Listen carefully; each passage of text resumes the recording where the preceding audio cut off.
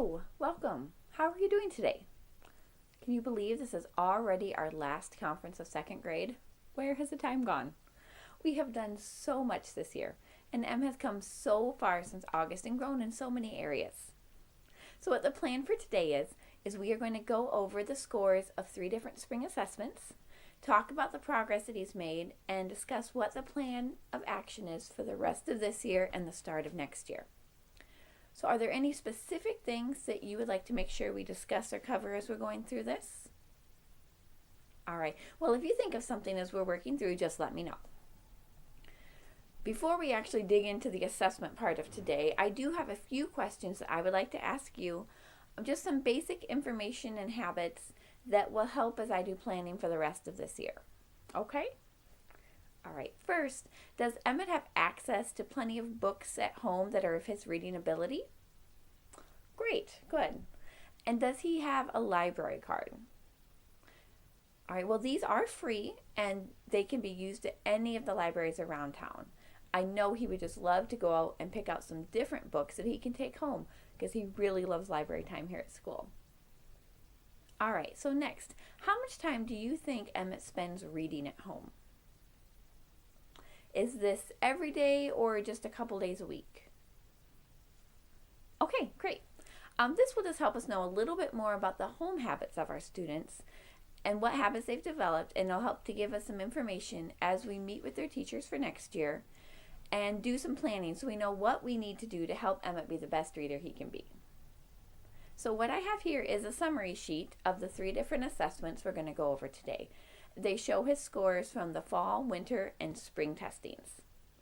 So the first one on your paper there, that is the FAST assessment, the Formative Assessment System for Teachers.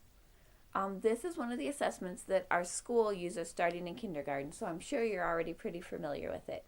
But as a refresher, what this does is it helps us to monitor the students' progress and analyze their reading skills throughout their time in our school.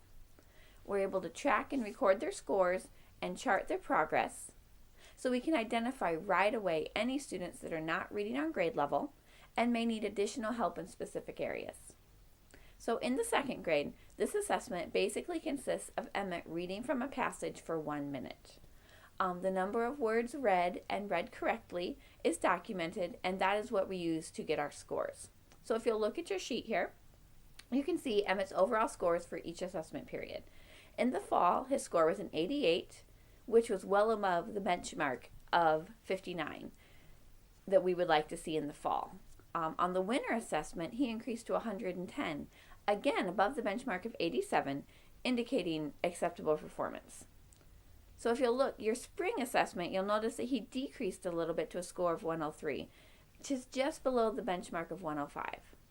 This assessment, though, was given on M's first day back from being sick, and he may not have been completely up to par yet. From his performance in other areas, this one score doesn't really give me any concern.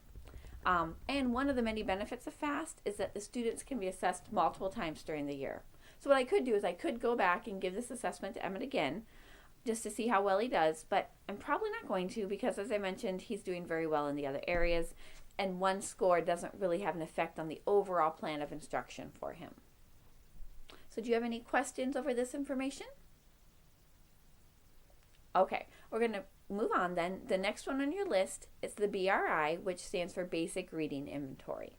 What the BRI is an informal reading inventory that helps us to determine the instructional needs of the students in reading based on their fluency, accuracy, comprehension, and word identification skills.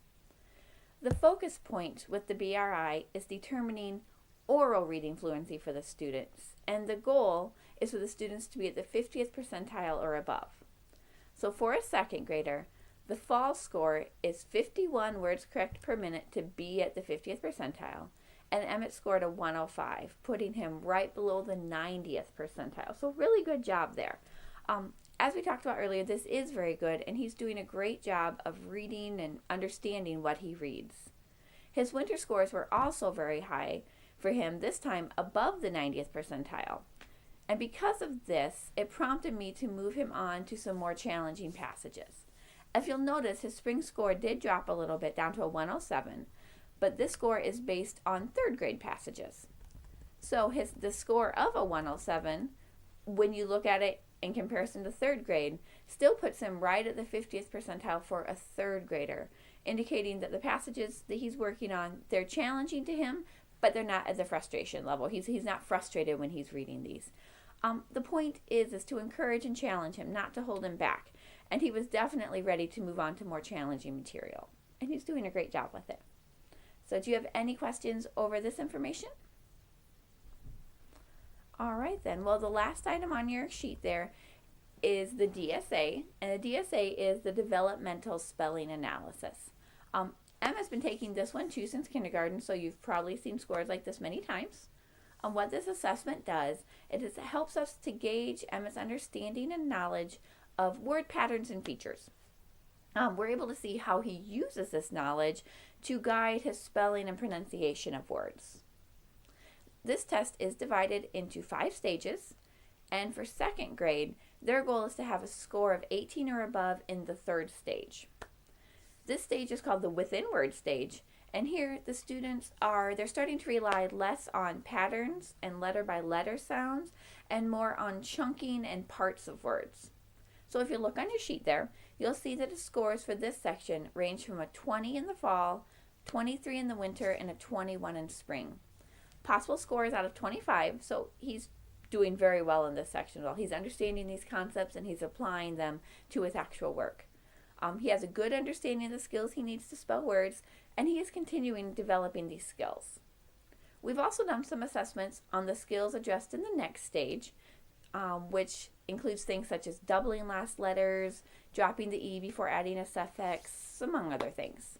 So by the end of 3rd grade, what we're looking for here is a score of 8 or above in this section, and M is already at a 12. So I know he's understanding these concepts and he's beginning to apply what we're learning to his spelling.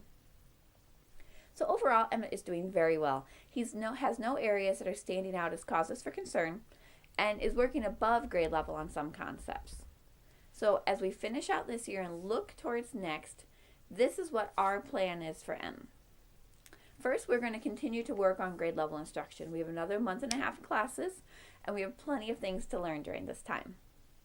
We're planning on taking advantage of the nicer weather and getting outside some more also during this time, which I know will be great for the kids.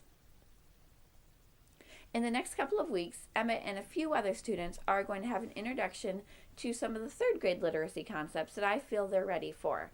The plan is always to keep them moving forward and learning all that they can. There's going to be a group project involving these concepts, and they're going to be working on it as we finish the year. I will provide more information for this as we get closer to the time, just kind of wanted to give you a heads up of where we're heading in that direction. And then finally, we have a trip planned to the public library in May. The students are going to be given the opportunity to learn about some of the resources and programs available at the library, as well as get a library card if they don't already have one, which is why I was asking about that earlier. We're trying to get an idea of how many students are going to need to sign up for one that day.